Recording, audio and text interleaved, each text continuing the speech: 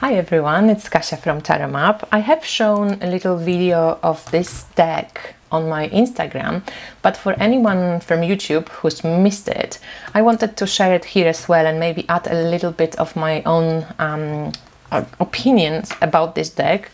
So this is Yarn Taro. It came out in September, or it will come up in September. It is published by Six and Spring Books, and it says Yarn Taro for crocheters, knitters, spinners and weavers. And the illustrations of this are created by Katie Ponder. And Yarn Taro infuses the much beloved Rider-Waite Taro deck with 4 different yarn crafts: crocheting, knitting, spinning and weaving. Complete with a 78-card Taro deck and introductory booklet, this kit will delight, enlighten and empower anyone who loves yarn. The price is about $25 in US, and the box is well made. It's quite heavy. I love the artwork on the box. Just this beautiful kind of classic, kind of classic, but also a little bit comic look to this. And inside you have the booklet and the cards. So the box is really sturdy. It has all the suits on the box. It's beautiful, so it's really well done. And the booklet is in color, but not inside, but it's well made, it's not glued. And what for me kind of lacks a little bit in the book, this is just description of the Taro. So for example, temperance.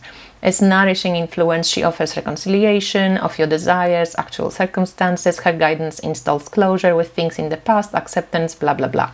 Upright, simmering tension and conflict are about to boil over.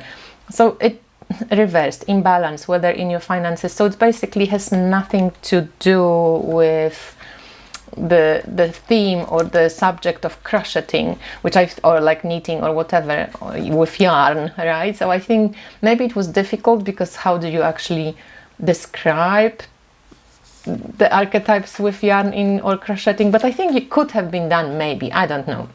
But in the book, the book is well done. If you don't know Taro, you can definitely, and you love, this subject, this could be a first deck to learn. These are the 2 extra cards. Open yourself, trust intuition. These are the backs of the cards. And they are not in order because I have used them for a while and shuffled. So you can shuffle them. They are really well made, okay? The regular Taro size, which means 7 centimeters and 12 and 7. Nice paper, not sticky, not too slidey, well made. And not laminated, so it doesn't have too much shine. Beautiful muted colors, okay? And it's kind of a pip deck. So if you also don't like the Rider-Waite Smith look, you can, and you like pip decks, you can check this out. It has a little kind of elements added to the cards, as you can see, which sometimes help interpretation as well. And yeah, I love the artwork. It's really sweet artwork. And so that's very Rider-Waite Smith. I kind of wish maybe they used here all the suits. So there's Justice, 9 of Cups. So I'm just going to go a bit faster through them. So basically you definitely can use it if you know Rider-Waite Smith. As a beginner deck, I think it's okay, but it might be a little bit more difficult. That's the temperance I was reading about, but you get just the regular Taro interpretation. In the book, there is nothing that connects you or the archetypes to the weaving. But I think they just wanted to do it for people who love yarn, love knitting. That's the Hierophant with the two balls of yarn, Six of Swords, King of Wands. That High Priestess is amazing. So some of them are beautiful. So in general, you know, if you're a fan of Rider-Waite-Smith or if you're a fan of knitting and so on, and I know that there is a huge community that's interested in this particular subject, you might just like it for the sake of, you know, having those images with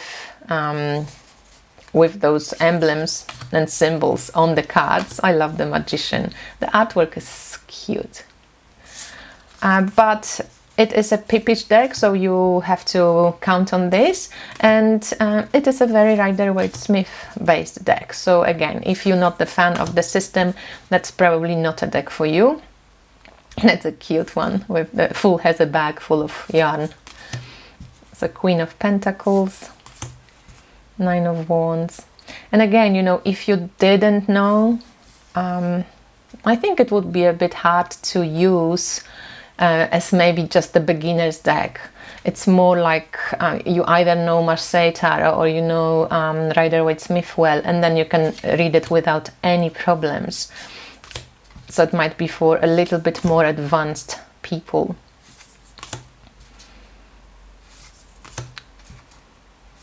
And it's really well made. So for this price, I wouldn't mind all the decks being like this.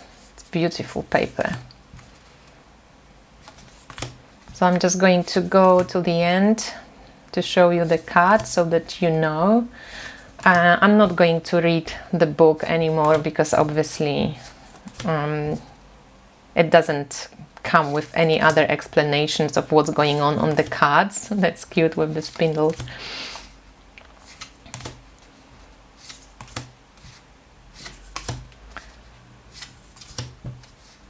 Knights of Wands, Eight of Swords, Queen of Cups, the World, King of Cups, Knight of Pentacles. I love the coloring. Death. Ace of Cups is cute. So again, I think it's mostly for people who are interested in, you know, knitting. Look at the star card, it's sweet. And the Lovers are really beautiful too. So I do have to say that I do prefer the major arcana to the minors. Even though you know me, I like the pip decks, but I'm just not a knitter. I don't know how to do any of this, so maybe I might be just not the right person to gush over it, right? But I'm just going to show you couple of settings of 3 cards and how that looks.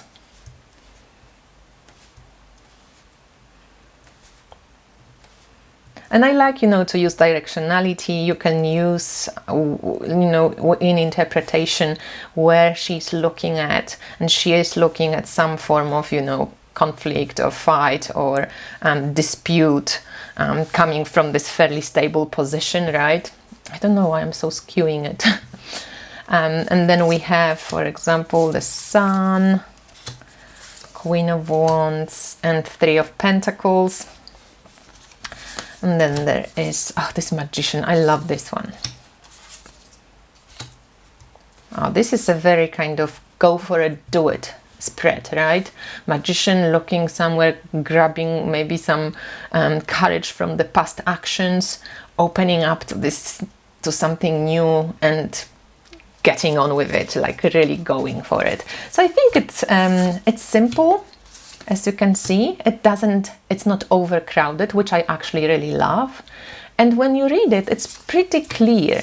But as I said, if you know how to read with pip decks, no issue whatsoever. If this is your first deck, there is a book, you can help yourself out, but also I would suggest then getting maybe a traditional Rider-Waite-Smith deck so that you can compare and see where the author or illustrator took the idea of you know, why the one wand is out there and why the maybe brick wall is here. You know, it makes sense for someone who knows tarot and Rider-Waite-Smith cards, but maybe it won't be so obvious to people who don't know it. But also, if you're an intuitive reader, if you just use decks, you know, tarot in like illustration wise, and you do just read by what you see, I think this deck looks pretty beautiful when put out like this.